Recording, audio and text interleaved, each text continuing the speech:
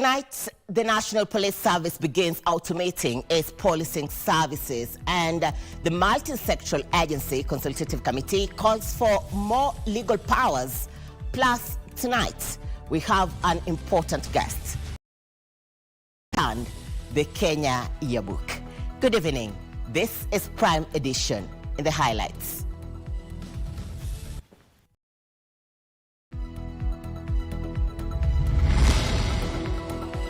MP Moses Malulu Ijendi dies after representing Malava constituency since 2013.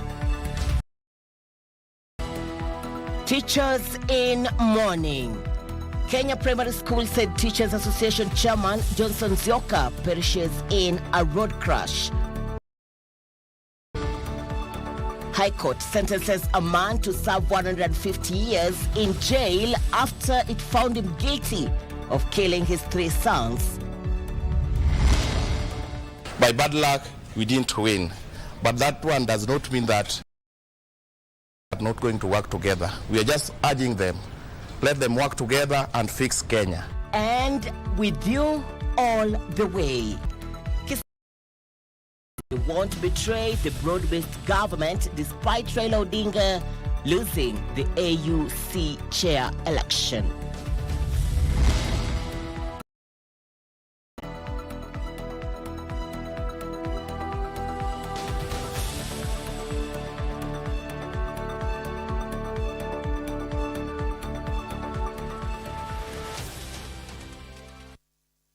A warm welcome to Prime Edition. Our sign language expert tonight is Muchuma Odim. My colleague Tomboya is away, but will be with us soon.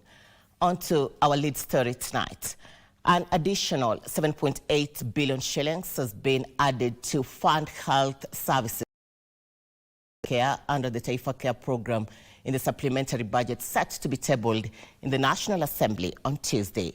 The government will also a tool to ensure it is objective and manipulation-proof. These are some of the resolutions of the National and County Governments Health Summit chaired by Kithure Kindiki on Monday. So far, 19.5 million Kenyans have enrolled in Taifa Care as the government assures that no decisions will affect the quality of healthcare delivery. Here is that report. Chronic and emergency and primary healthcare services have received an additional fund of 3 billion shillings each in budget in upscaling service delivery under the new health system. The same supplementary budget will provide an additional 1.8 billion shillings to take care of maternity health services, including the issue of Linda Mama, and that includes our teenage girls and the pregnancies associated with teenagers. Kithure Kindiki, while chairing a health summit on Monday, maintained the health system must be upgraded to benefit Kenyans. The summit noted that the frequent social health authority system downtime of the 5,380 claims processing devices at the counties, arrears of 7 the defunct National Health Insurance Fund, which hampers service delivery, lack of capitation for level 2 and 3 hospitals, and the recent withdrawal of donor funds continue to paralyze the efficiency of Taifa Care. And in e-claims machines, hampering efficient claim submission and reimbursements. In the resolutions reached following a closed-door meeting, will be reviewed by 28 February 2025 to make it objective. That will give a clear and scientific assessment and thereby generate a predictable assessment of who needs to pay how much. Addressing collective bargaining concerns in the next 2 weeks, among others. We need to do a lot of work, especially the efficiency aspects at the two authorities, the Social Health Authority and the Digital Health Authority. Let us stop defending ourselves and let us take criticisms and feedback positively. The government another massive registration from 1st of March 2025. Kamche Menza for Prime Edition. From Health Summit to a looming strike, the Kenya Union of Clinical Officers has announced the resumption of a nationwide strike effective Monday midnight, citing to implement the return to work formula signed September last year. The clinical officers accused the Social Health Authority of failing to implement the resolutions of a meeting held between the Ministry of Health on 4th January 2025 regarding the contracting and empaneling of facilities and clinical officers to share. The industrial action resumes after the lapse of a 21-day suspension strike notice. Public health facilities across the country are headed for paralysis beginning Monday midnight, following the recommencement of industrial action by the Kenya Union of Clinical Officers. The unresolved issues in the return to work deal that are unimplemented include confirmation of universal health coverage staff into permanent and pensionable terms, promotion and redesignation of clinical officers, comprehensive medical clinical officers, and failure to schedule next collective bargaining agreement negotiation meetings. The Kenya Union of Clinical Officers regret to announce that our strike will resume in full force. All public facilities, including the National Referral Hospital, effective midnight today. We urge the respective employers to resolve these concerns within the with the finality to prevent further disruption in healthcare services delivery. The officials further lamented the non-implementation facilities and clinical officers registered under the Clinical Officers Council to SHA, where clinical officers have been excluded from pre-authorization right, where they cannot be able to offer any emergency services to patients, and all that are registered under the Clinical Officers Act, Council, were denied empanelment. Additionally, they took issue with the ongoing health summit ought to be involved. Today there is a summit where they have termed it that is a consultative engagement at the Deputy President resident, discussing about healthcare workers without their representative, discussing in the health sector without their representative. The officers have vowed to remain steady until their concerns are fully addressed. Doreen Arange for Prime Edition.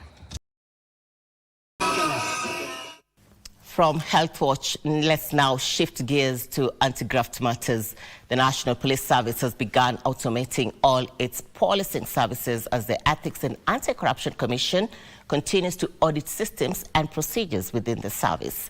Inspector General of as the automation process will prioritize digitization of the occurrence book and instant traffic files to enhance service delivery, as reported by Tilio Marco. National Police Service have been ranked among the most corrupt institutions in the country, according to the Ethics and Anti-Corruption Commission survey of 2023. The Inspector General of Police Service is keen on cleaning its image. If we automate the services, my belief is that, number one, we will improve service. We will enhance our capability. We will shorten the period of time taken to serve the people. This is the Deputy Inspector General of Police Gilbert Masengeli, commission to review its handling of police officers suspected of corruption. We appreciate the support, we appreciate the partnership that we do with the EACC. But the question is, a proper way? Is there any professional way we can deal with the arrests that we are making to these officers, police officers who have families, who have children are doing in a better way of handling it?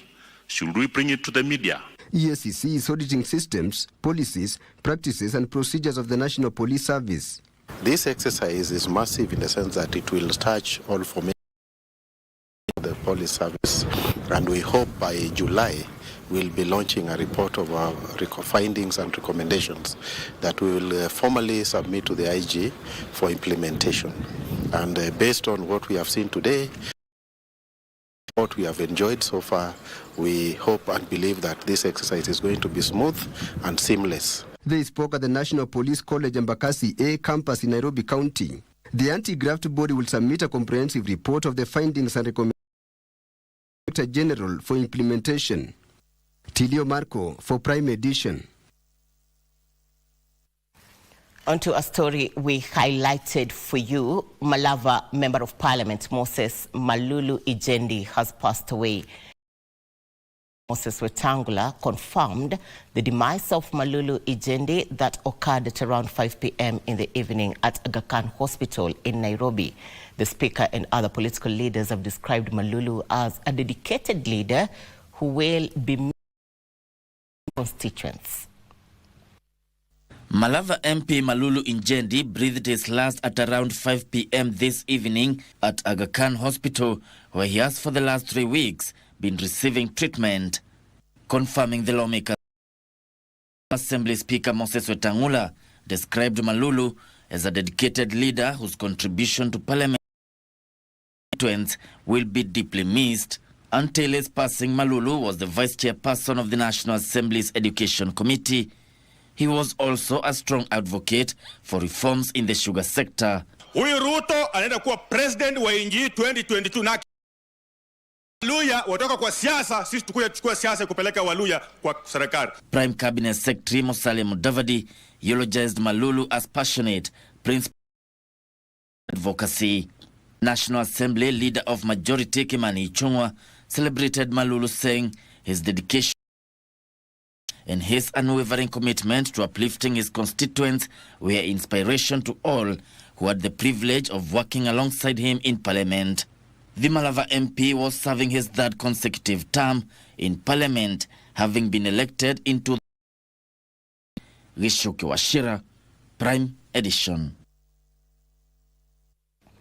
Parents and members of the school management of Donholm Primary and Junior Secondary Schools in Nairobi have eulogized the late Johnson Nzioka, and hard-working leader who will be remembered for his dedication to improving the institution. Nzioka passed away on Sunday evening in a horrific accident in Athi River along the Nairobi-Mombasa highway. It was a somber day at Donholm Primary and Junior Secondary Schools as the school community struggled with the sudden loss of Johnson Nzioka, who had served as head teacher for nearly 13 years. Samuel Ateka, the school's deputy head teacher, described Nzioka as a kind, hard-working man, relationships with teachers, students and parents. In this school, he has really worked hard. He has left us with a pre-primary school, a primary school, a JS, senior school. Mr. Nzioka ni mwalimu mwenye alijua cooperate na wazazi. He is a good listener. Mr. Nzioka ni yule unaweza kaa na yeye umwelezee, will understand you. Nzioka tragically lost his life on Sunday in a horrific accident in Athi River along the Nairobi-Mombasa highway. President William Ruto took to social media to mourn Nzioka, the distinguished educationist who was committed to advocating for the welfare of head teachers in Kenya. Education Cabinet Secretary Julius Migos also paid tribute, remembering Nzioka as a dedicated leader who worked Kenya's education system. Teachers Service Commission CEO Dr. Nancy Macharia echoed similar sentiments, calling Nzioka one of Kenya's most gallant, stating that his absence would be deeply felt across the education sector. Nzioka was last seen in public on Friday when he presided of new classrooms at Donholm Primary School, a testament to his unwavering dedication to education. Jacqueline Masharia for Prime Edition. Let's now look at other developments tonight. A section of residents now say the region will remain behind President William Ruto's broad-based government even after Raila Odinga lost the African Union Commission chairmanship to Djibouti on. Residents said President William Ruto did everything possible to support Raila's candidacy and is therefore not to blame. They added that the region has reaped from including cabinet positions and will hence support the government. Jana tuliona kama Raila wanaongea na Bwana Ruto na vile waliongea vizuri. Hiyo ndio waliongea na usujaa sana. Tena wakiasema kwamba bado wataungana vile waliungana. Na tunasema sisi kama wa vijana na sisi kama viongozi wa Kisumu pamoja na bunge mzima tumekubali. Hii serikali yake tumeona matunda. Tumepata ma PSS, tumepata ma ministers full ambapo hatujaipata. When Raila Odinga wanted to become the chairman of AUC, Ruto was there and he was there for Raila. Is something that he needed. By bad luck, we didn't win. But that one does not mean that now Ruto and Raila are not going to work together. We are just urging them, let them work together and fix Kenya. The annual meeting of the Multi-Sectoral Agencies Consultative Committee got underway Monday with players calling for more legal powers to address challenges facing the construction industry. The committee actors in the built environment wants the government to give it a legal status to streamline its operations. Public Works Cabinet Secretary Alice Wahome says the committee has become critical in addressing key gaps in the construction industry. Negligence, lack of adherence to the building code, among others. Formed in 2015 to coordinate multiple involved in construction and other development projects, the committee ensures safety and order in construction and development projects, issues enforcement orders, condemns buildings, and reviews progress on projects. There is need other disputes or people who are not happy with the decisions made by issues happening in the construction industry to the extent that they are construction related,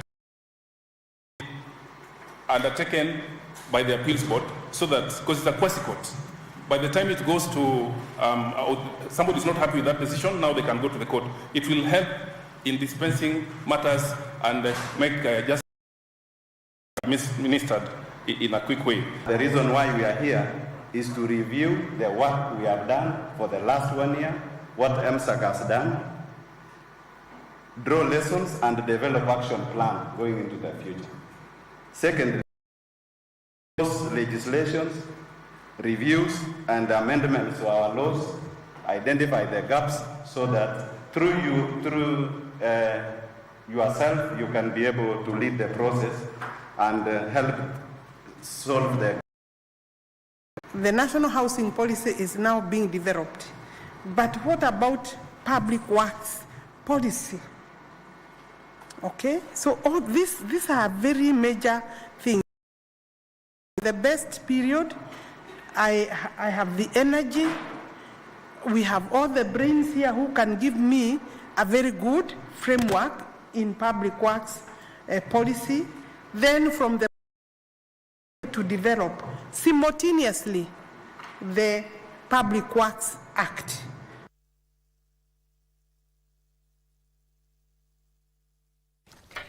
Now, what is the place of government's communication? This is a conversation you would want to be part of. And after this break, we will be having on set Lillian Kimeto, the editorial board. Stay with us.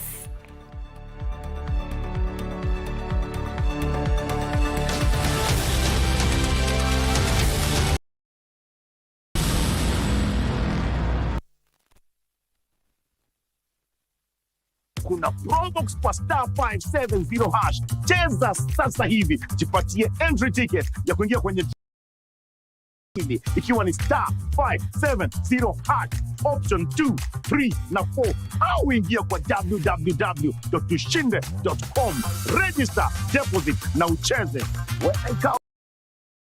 Wakati wowote na ucheze mara kadhaa ili kujaza entry ticket zako kwenye draw ya ushindi. Inuka na Loto Moto.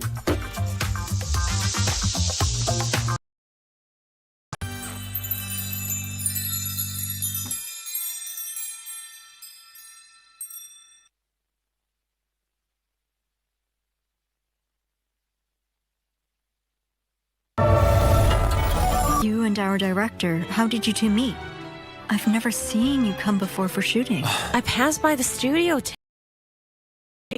Tall and handsome. I've never seen him before. Who is he? How's this enough?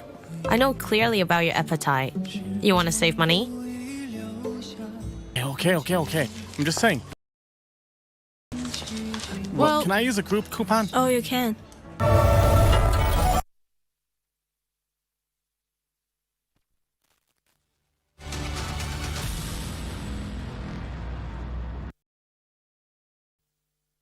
Welcome back to Prime Edition. Continue communicating to us on our social media pages at KBC Channel 1 on Facebook, X.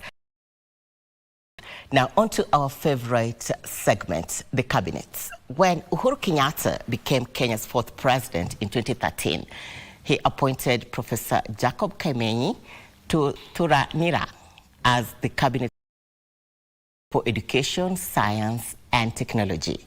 The former university professor was tasked with implementing a raft of reforms in the country's education sector. Report by Ben Troinjue. Thuranira Kaimenyi was born on 10th July 1950, where he began his early education. He later joined the University of Nairobi for higher education, where he pursued a Bachelor of Dental Surgery degree. He pursued his Master of Odontology from the same university and later on acquired his PhD in periodontology from Nairobi University. Professor Kaimenyi was appointed Chancellor Academic Affairs, University of Nairobi, a position he served from 2004 to 2013. In 2013, President Uhuru Kenyatta entrusted him with a crucial in his new government. Among his key duties assigned by the president was to increase the rate of transition to 90%, especially for those in disadvantaged areas. The Basic Education Act of 2013 that sought to address challenges associated with access to education. He was also charged with coming up with education structures that guaranteed access, quality, equity, and relevance. His determination to implement policies under the Basic Education Act of 2023 and Basic 2015 met fierce resistance from the Kenya Secondary School Heads Association, Kenya National Union of Teachers, Kenya Union of Post-Primary Education Teachers, as well as from the association who felt they were being over-regulated. In July 2015, Professor Kaimenyi faced an impeachment motion in the National Assembly. MP Geoffrey Odanga, who alleged that Kaimenyi had acted in contravention of various laws in the education sector, especially on the banning of the school ranking system in national. Professor Kaimenyi was later the same year moved to the Lands Ministry in a cabinet reshuffle.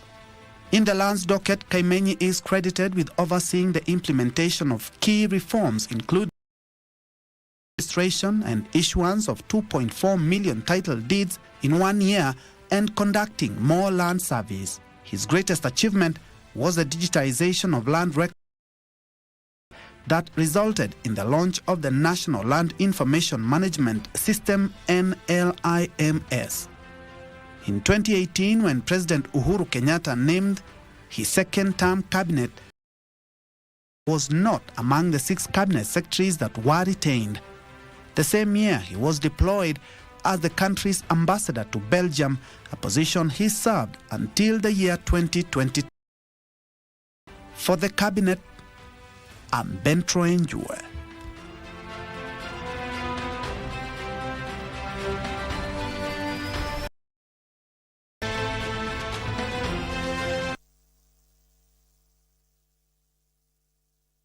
from the cabinet to the studio, where we are going to have a conversation with the CEO, Lilian Kimeto, to understand the place of your book in government communication. Welcome on set. Thank you very much, Muchuma. It's very important for us to understand the Kenya. First, I want to thank you very much for having me here today. You know you're our sister agency, so it's always a pleasure to be here. Probably also I would like to a man who shaped my life, Leonard Mambo Mbetela. May his soul rest in eternal peace. The Kenya Yearbook Editorial Board is a state corporation that has been established to put together the country's yearbook. What is a yearbook, you will ask me, Muchuma? It is information that has been put together, touching on every sector of society over a period of time, and it documents.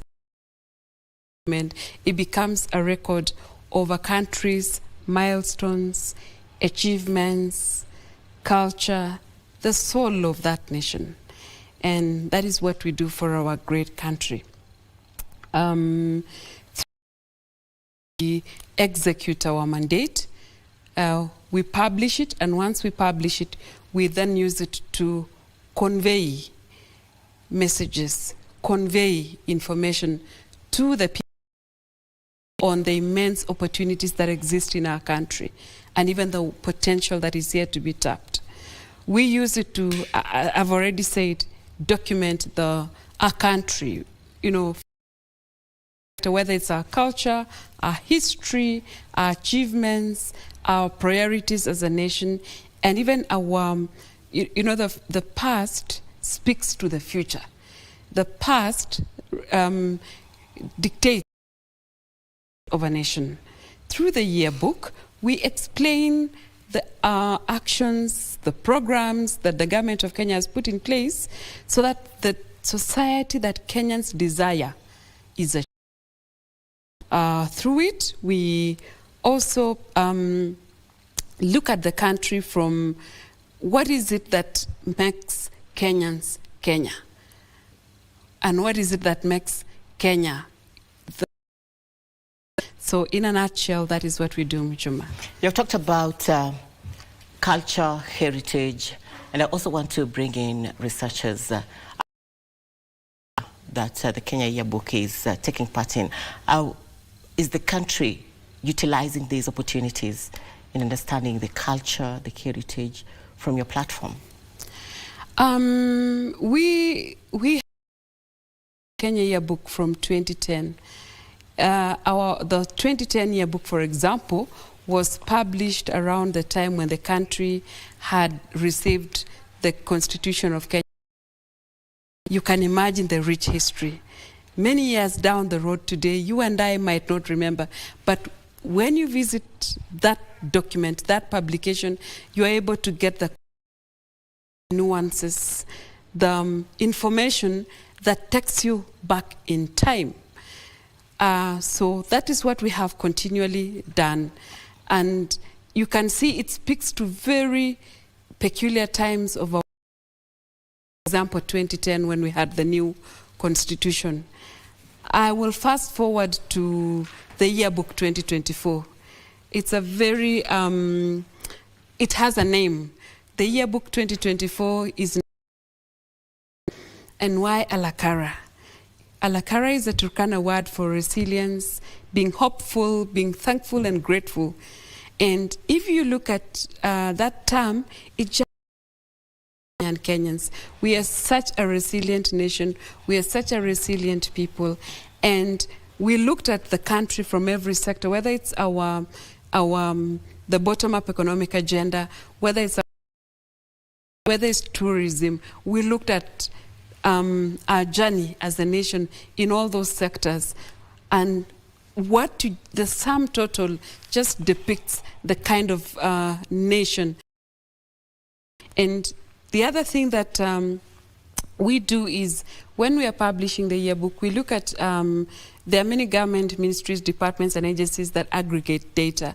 So we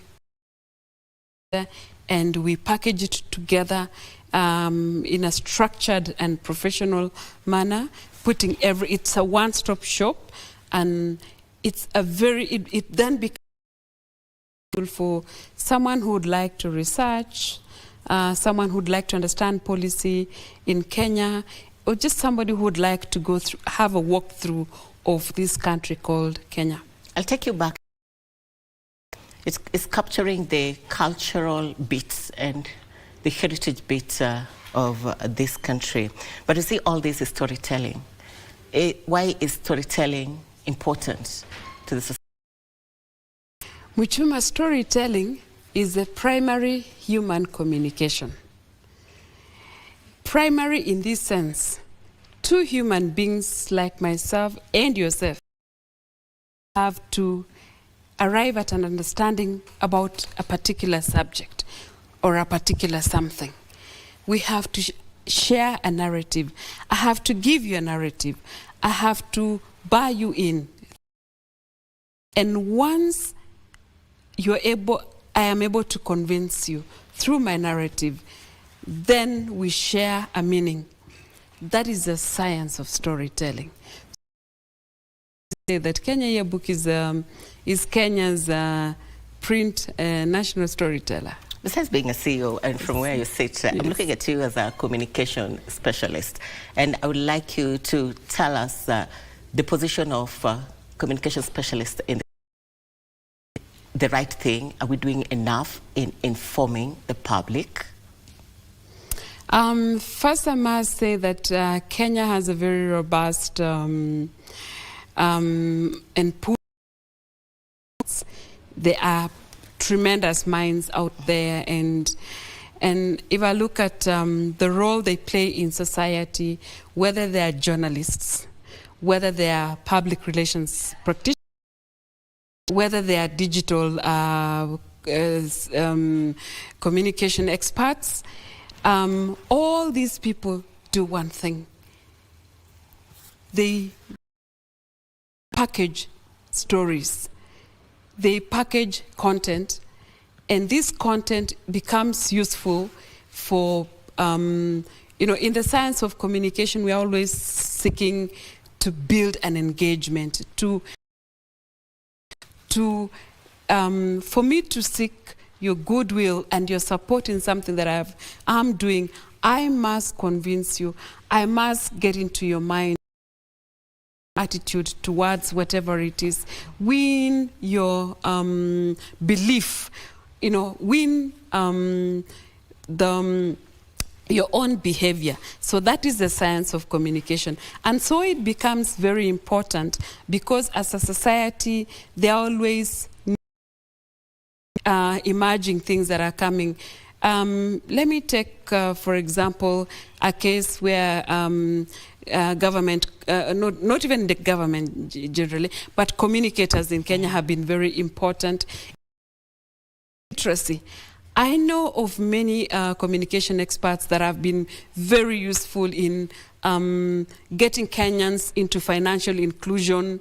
I know of many of them who have understand opportunities that exist in society by sharing information, and once people get that information, they become empowered. So communicators are very important people because scientists that look into how can we curate messages in such a way that they are convincing, they are persuading, and those messages in society. Kenya Yearbook plays a very key role in communication when it comes to government. And looking at it, you have been in place for 18 years. What are some of the achievements, the key achievements that you would talk of? We've done tremendous things at Kenya Yearbook.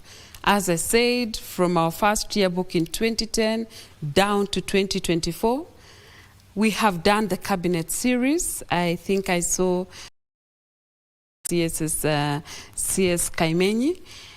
So we've done the cabinet series for Mzee Kenyatta, President Moi, President Kibaki, President Uhuru, and that is a journey.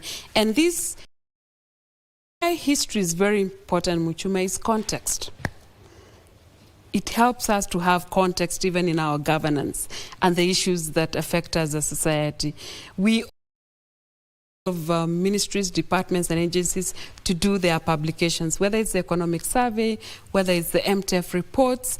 We have just supported the State Department for Foreign Affairs to do their publication, 60 years of diplomacy. When Kenya was out in Paris for the Olympics, we did an Olympic souvenir. And so we do publications for the different sectors. And that makes us the go-to institution for high-level, professionalized and quality publishing. With all this in place, what are the challenges that you think we should highlight? Society is always having one too, but I think for us, we just like Alakara, I'd say we are a very resilient institution. Living by our mandate, we are delivering for Kenyans, sharing with Kenyans the important information that they need. I will tell you, Muchuma, information is very, very people and supports people to make decisions. For example, this week someone was talking to me about the financial markets, and you get very deep insights and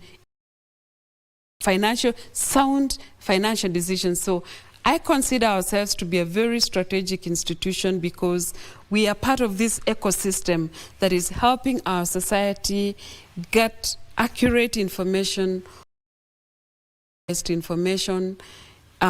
well-packaged information, and it helps to build knowledge in them.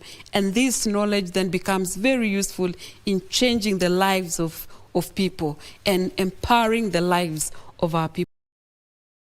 Not so far from what the broadcasting house does, communication, informing and educating. But then I'm looking at it in this perspective. Where will Kenya Yearbook be in a couple of years? What are the goals that we've put in place in enlightening the public more, especially in enhancing the products that Kenya has? Just like any other entity or agency that is in the communication, we are in a very new space of technology, and the future of communication, the future of publishing where we are, and even the future of broadcasting for yourselves is. And so we are very much alive to that and responding to the use of technology to reach our target audience, to improve our products, to just create uniqueness as an agency in the communication space. Muchuma, the world has moved online. We have digital citizens, and a lot of communication is happening there. And an agency like ours is very important because we then provide online hygiene in the kind of communication that is going there, well packaged. If you look at our content, it's very well packaged, and so we the time, and we are going into the space where it is digital, the space where the reading habits of Kenyans have really, and we are responding using the technology and just creating efficiency in the way we package our products and how we get it last mile to our readers. What is the performance?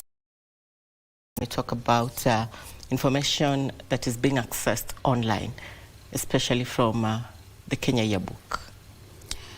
I would say online is the ocean where everyone is. Part of that ocean. And what we do is we ensure that our products, as I've said, are professionally done, produced. Understand, we have, let me give you an example. We have a product that we call InfoBite, and this is to respond to the reading habits of the reader today. You know, if it is not beyond a certain number of words, with the age of in this age of information overload, so we have endeavored to create products readers quickly consume this information based on their readership habits or their information receiving habits. Cognizant of the internet age has just, put everything there. So we leverage that technology to ensure that messages go out there in the right measure and we receive our audience where they are. I'd say I'm very happy that as an organization we continue to build engagement. Today, no longer monologue, it's dialogue, it's engagement. For you to build trust with someone, you have to engage them. And through engagement, that is listen to you and they trust you and you can have a relationship.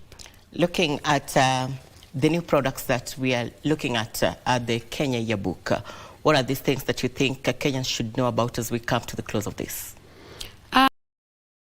First to read the Yearbook 2024, we have told it through the eyes of the youth, and we have looked at every sector. We have actually had the youth to their stories. The youth down from Taptengele, to youth who are engaging in the digital economy, to youth who are engaging in tourism. And I must say that Kenya as a society has the most diligent young people. We want to connect with them. We want to hear their feedback. What is it that they'd like to see in the next edition? How do they want us to engage them? Because this is a highly, the digital natives, the people who are born after computer, are very different from me and you, who were born before BBC, before computer. So we are continually innovating, we are continually listening, we are continually engaging so that we just make sure that what we do is indeed communication. Communication is a shared meaning. If you do not say a message that is shared on the other side, then that communication has not taken place. Thank you, Lilian. Lilian Kimeto, CEO, Kenya Yearbook Editorial Board, taking us through the place of government communication. A few things we have learned, and for more details on that, log on to www.kbc.co.ke. Now, from the Kenya Yearbook and the history and this country to the corridors of justice, the High Court in Bomet has sentenced a man to 150 years in prison for killing his 3 children in 2019. Bomet High Ngangara, while handing down the sentence, said the prosecution had proved beyond reasonable doubt that Bernard Kipkemoi Kirui, aged 40, had committed the heinous act after at Lela Itich, Chepalungu in Bomet County. The judge said the hefty sentence would serve as an example to those intent to commit a similar crime. Details justice segments. Bernard Kipkemoi Kirui will spend a century and a half in prison for killing his children. He was found guilty of murdering his 3 sons, aged 12, 8, and 5 years. We appreciated that although the murders happened around the same time and one after the other in a continuous set of transactions, it involved 3 separate and distinct lives. Served for each of the lives lost. Justice Ngaringa termed the murder as heinous and inhuman, stating the sentence will serve as an example. that Kirui has 14 days to appeal the sentence. Accordingly, the above sentences for avoidance of doubt shall run consecutively. Sharon Cherono, the mother of the children, welcomes. Kotini nimeshukuru sana hayo maneno ya my man. Asante. Elsewhere, John Kiama Wambua mutilated corpse of his 19-year-old wife. In his backpack has told the court that he now wants to recant his earlier witness statement. Kama uko na lolote kulingana na venye kesi inaendelea ama venye statements zilifanywa, hiyo ndio wakati unafaa kuambia mahakama kwamba hivi na hivi ndio kulienda na nilifanyiwa na so and so. Ndio mahakama yenye itakuwa inasikiza kesi yako sasa yenye utakuwa umeshtaki kotini waweze kuuliza nini kuliendelea. The development came after the prosecution informed Principal Magistrate Caroline Mugo that investigation have been completed and the file to the DPP for action. Wambua, who has been in custody for 21 days, will be detained for another 2 weeks as DPP prepares to come up with preferred. Kwa kunote hiyo manilio yako kulingana na venye statement yako iliweza kuchukuliwa. Kwa hivyo kama kiongozi wa mashtaka watasema ushtakiwe na ile mashtaka ya mada yenye na kukabidhi, ukienda kueleza kote yenye na kusikiza nini iliendelea, ndio wapatane mwelekeo kulingana na venye statement yako ilichukuliwa, na pia waweze kusummon wale officers utakuwa umesema walikuwa responsible kwa hizo statements kuchukuliwa. Has been in custody since 22nd January this year. Ruth Wamboi for Prime Edition.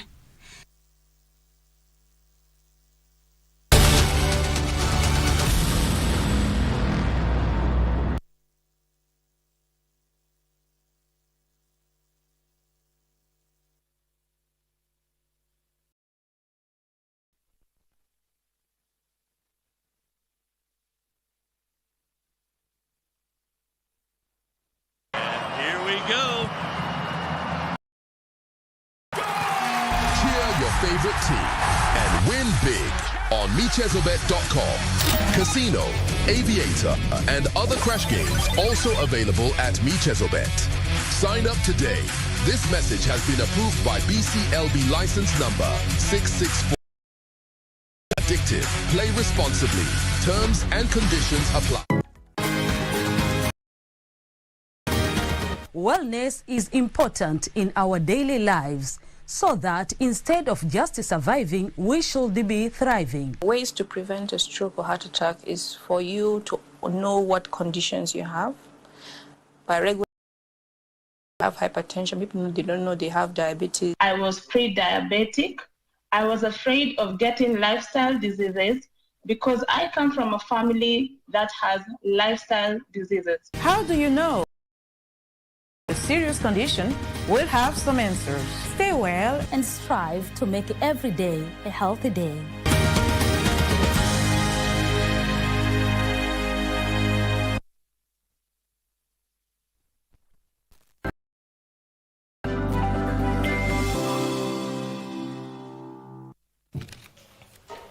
For 6 minutes past the top of the hour, time for us to switch to the world of business. Kenya is voltage drops and grid disruptions as electricity demand reaches a record high of 2,316 megawatts as of February 2025, against of 2,320 megawatts. Kenya Power Managing Director Joseph Siror is urging the immediate lifting of the moratorium on electricity generation. That increasing generation capacity is crucial to restoring the standard 15% reserve margin, which would cushion the grid against potential power disruption. Here is that report. Installed electricity capacity stands at 3,191 megawatts, with an effective capacity of 3,030 megawatts. However, the current available capacity is 2,000 megawatts, just slightly above the new electricity peak demand of 2,316 megawatts. This marks a 12 megawatts increase from the previous 304 megawatts recorded in mid last month.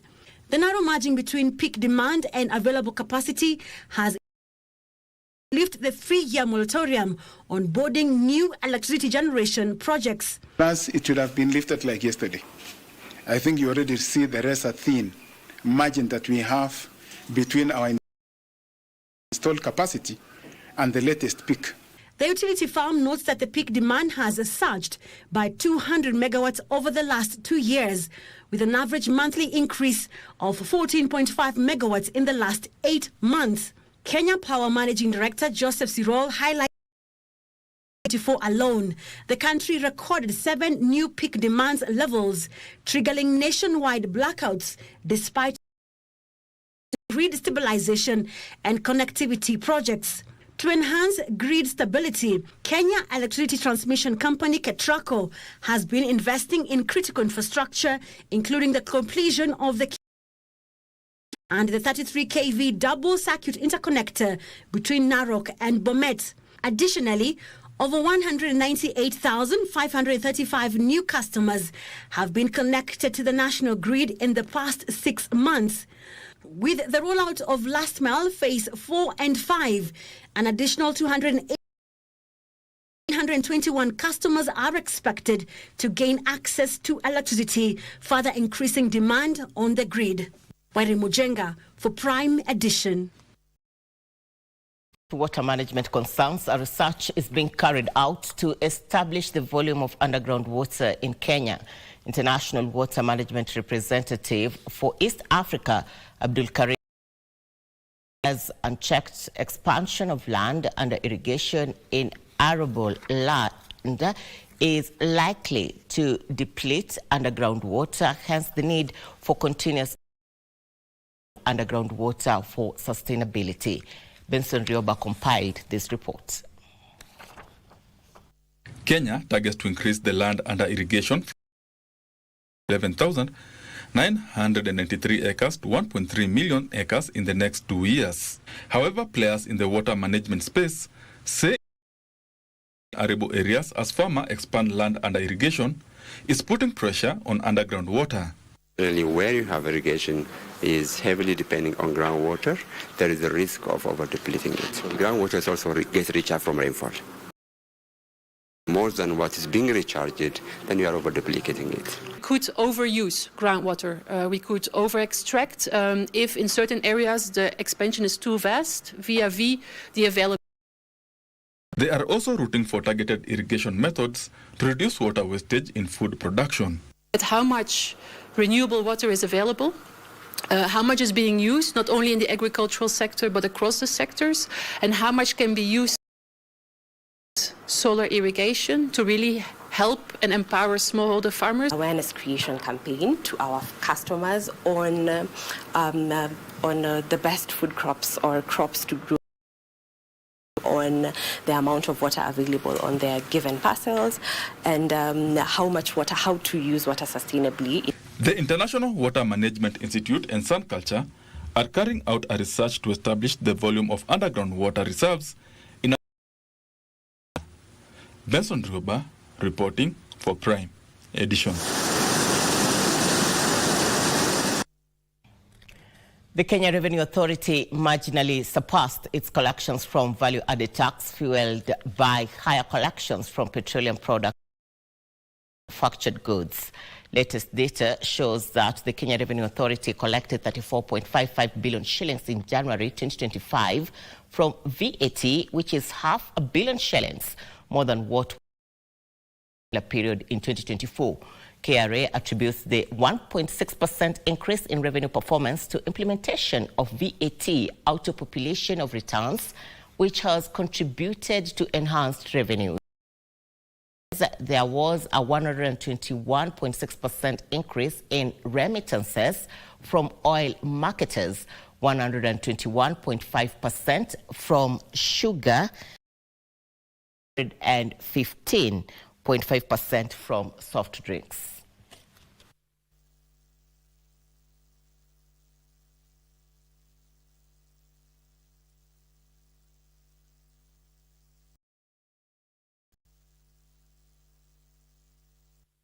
Across the borders, the U.S. government is urgently rehiring nuclear safety staff fired days ago over national security concerns. The latest President Donald Trump's federal workforce cuts affected the National Nuclear Security Administration, raising alarms about nuclear oversight. Here are the details of this and other stories across the world. Reports suggest that over 300 National Nuclear Security Administration employees were dismissed last week, though the Department of Energy fewer than 50 were let go. The layoff, part of President Donald Trump's sweeping federal workforce cuts, included staff at nuclear weapon facilities. Efforts to reverse the communication issues, as many fired employees were locked out of their federal accounts. Despite this, the Trump administration is still pushing to slash government spending, facing multiple legal challenges along the way. Meanwhile, South Korea has officially banned new downloads of China's DeepSeek AI chatbot over concerns about personal data protection. South Korea. The ban will remain in place until the platform meets legal compliance standards. DeepSeek surged in popularity in South Korea, reaching over 1 million weekly users after making global headlines. Rise has also sparked international scrutiny, with several countries imposing restrictions due to privacy and national security risks. Authorities continue to monitor developments as they push for stricter data protection measures. Zheng Shuang urged the international community to unite and revitalize global social development amid current challenges. Speaking at the UN's Commission for Social Development, the impact of global instability and the importance of this year's UN and World Summit anniversaries. He called for prioritizing development, enhancing public services, and leveraging technologies like artificial intelligence. Zheng multilateralism in achieving social progress.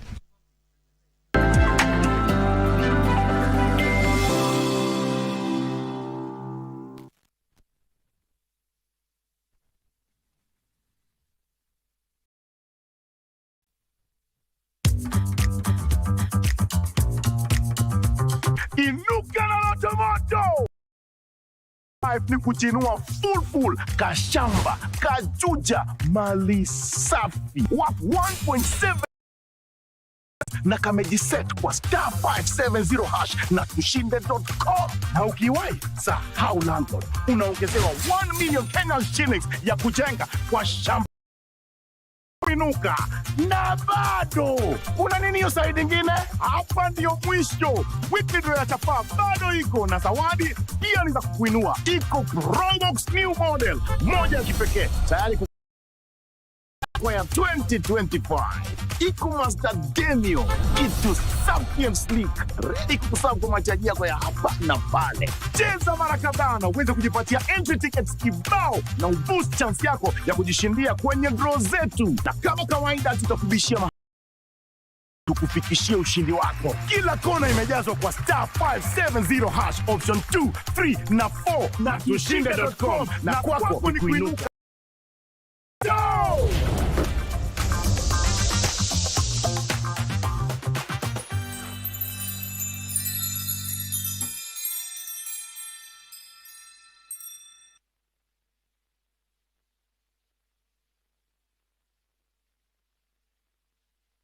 We are going to be taking you all over. There was a lot of music enthusiasts gathered at the Carnival grounds to celebrate the annual Bob Collymore International Jazz Festival.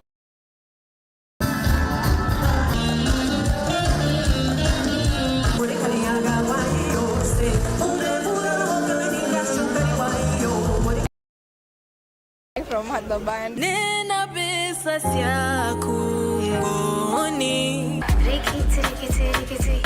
Thank you so much, Afrima. Shout outs to all the beautiful ladies. With me on the ride.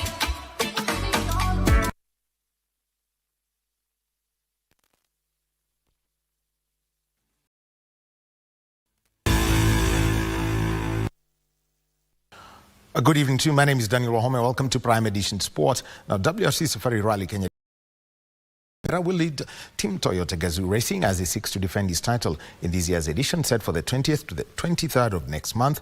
Rovanpera is currently third on the drivers' standings. Placed Evans and second placed Sebastian Ogier after the first two rounds in Monte Carlo and Sweden. Kalle Rovanpera will leader Elfin Evans, Takamoto Katsuta and Sami Payari for the Safari Rally Kenya. Speaking during this foul sponsorship unveiling, Sports CS Salim Mvurya said and developing rally talents in the country as the ministry seeks to deliver the best championship this year. The government is actually investing in a lot of infrastructure across the country that is very useful for our talent development. However, on motorsports, I think we'll be making a special appeal because it is a bit expensive, it is special, and it requires also special investment. At this year's edition to a tune of 60 million shillings, with 33 million shillings going directly to the event. The WRC Safari Rally Kenya will also act as an African Rally Championship and a national rally circuit. Soon we will be coming up with a policy direction in government that will be looking into monetizing talent and hence ensuring that whatever you do in this country, be it athletics, be it football and the rest of them, earns at least something for you as a participant. The Toyota team actually this weekend just won in Rally Sweden.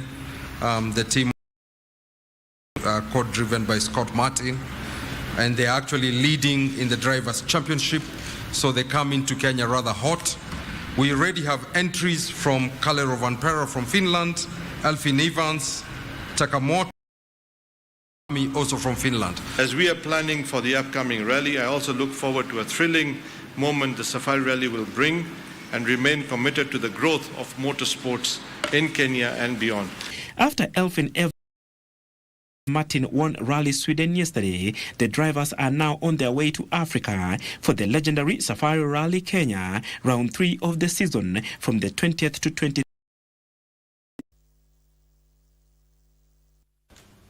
Now, Turkey-based Vivian Asaka will be the last foreign-based player to join the Harambee Starlets camp ahead of their two-legged 2026 Women's Africa in Tunisia. Nasaka, who plays for Hakarigutsu in Turkey, is expected to arrive home on the 19th of this month and will be the last of the 16 foreign-based players in the Starlets team.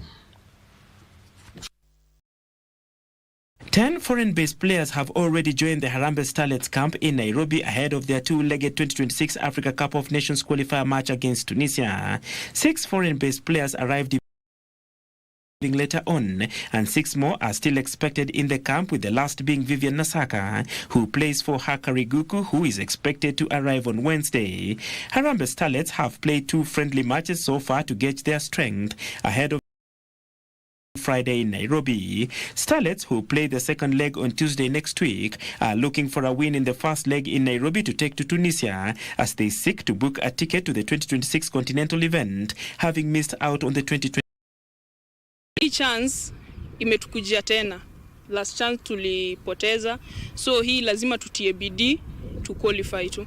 Tuko na confidence kwa sababu we've learned a lot during our preparation at the camp, plus the support we get from everybody outside. We are very much ready for that match. Coach Beldin will avail itself, and the weather will be favorable to drive her girls to a home leg win. We played 2 friendlies, 2, I'll say, good friendlies, and we were able to see some challenges there, or some tactical gains that we've made so far, and the friendlies have aided us to work on the need areas. Coach Odemba had named a squad that included 11 fresh faces to strengthen key positions, among them Vivian Shiyonzo of Kibera Soccer Girls and Lavenda Abongo of Kisped Queens. The 2026 Women Africa Cup of Nations Morocco, 8 months after the postponed 2024 tournament to be played in July this year, still in Morocco. And our 2-point gap has been opened at the table thanks to a goalless draw between Tusker FC and Gor Mahia yesterday. Kenya Police topped the standings with 41 points after match day 21, with Transcom Etel and Gor Mahia sitting a distant third.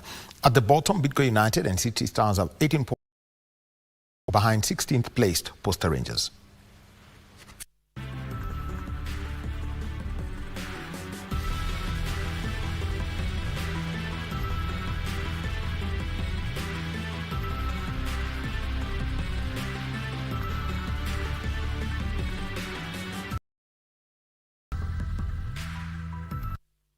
And the Professional Golfers of Kenya, in collaboration with the Magical Kenya Open local organizing committee, slots awarded to local pros for the Magical Kenya Open. The decision marked a significant step in strengthening local representation in the prestigious tournament, with the 5 slots being taken by Mutai Kivogo, Alfred Nan, Daniel Nduva and Simon Jogu. Another player, Michael Karanga, who was at St. Teresa's ACK chart seeking God's intervention ahead of the Magical Kenya Open to be held at the Muthaiga Golf Club from the 20th to the 23rd. Kenya's Michael Karanga is hopeful of playing his best golf ever during the Magical Kenya Open to be held later this week at Muthaiga Golf Club. I've been I was in Rwanda, I was in Ghana, I was in UK, I was in South Africa, I was in Dubai. Whenever I go, I see gold. Karanga played at Leopard Creek Golf Club in South Africa on 8th February in his second, but managed an 8th position in the finals. When we have a tournament week in, week out is a good practice because I'm in that momentum of competing. So for 2 weeks playing golf, week in, week out, not resting, I think it is a good motivation and even good practice to go and play the Magical Kenya Open. After South Africa, he competed in the Rwanda Open, in which he finished top of the leaderboard.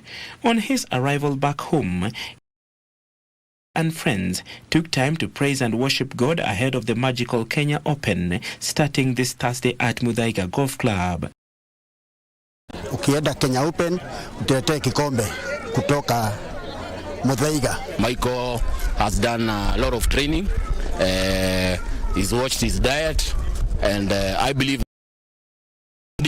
what is just required now is for him to focus, and I believe you'll be watching us on Sunday at the finals this time round. Meanwhile, the Junior Golf Foundation has lined up 48 tournaments across 5 to attract more junior golfers to play and get ranking points.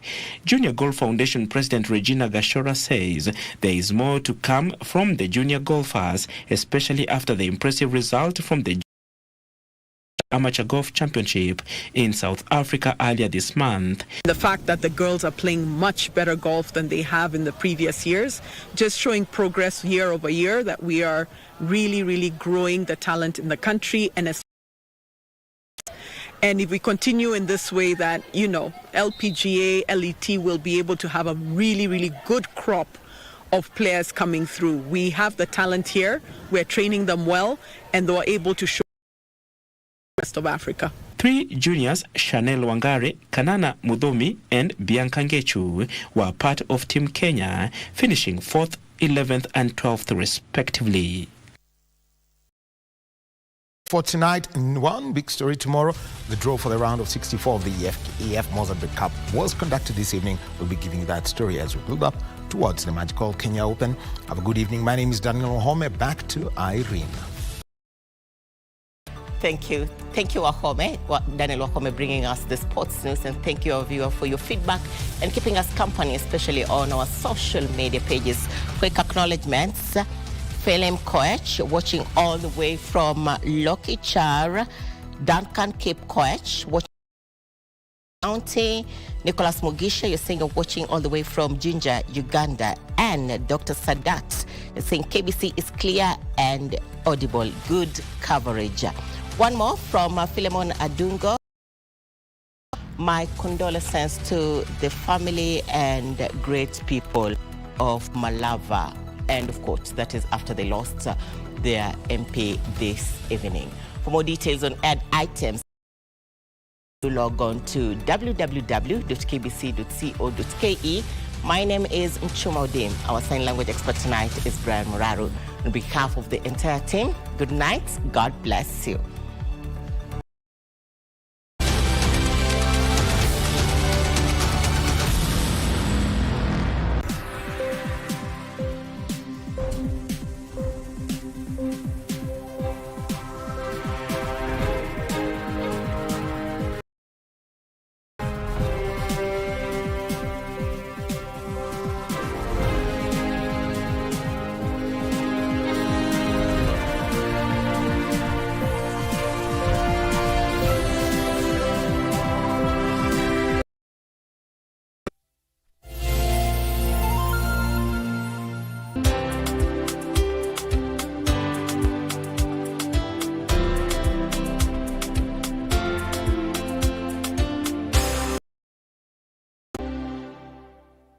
Hii Mazademio iko kwa star 570 hash. Cheza sahihi ikiwa ni option 2, 3 na 4.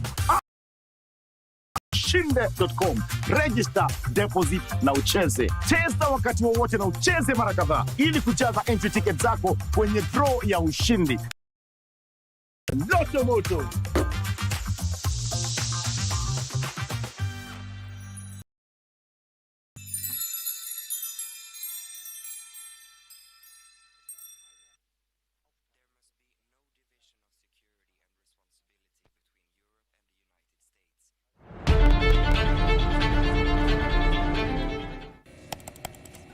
Technology has become. Without technological advancements, so much of our everyday lives would be drastically different. As technology develops, it strives to fulfill the changing needs of society. This means that technology the things that we wouldn't be able to achieve without it. Take on Tech looks at the advanced technological innovation in a world that is becoming increasingly dependent on new digital technologies. Every Monday at 10:30 p.m. You and our director, how did you two meet? I've never seen you come before for shooting. I passed by the studio today and saw a boy. I've never seen him before. Who is he? How's this enough? I know clearly about your appetite. You want to save money? Okay. I'm just saying, you don't need to pay. Well, can I use a group coupon? Oh, you can.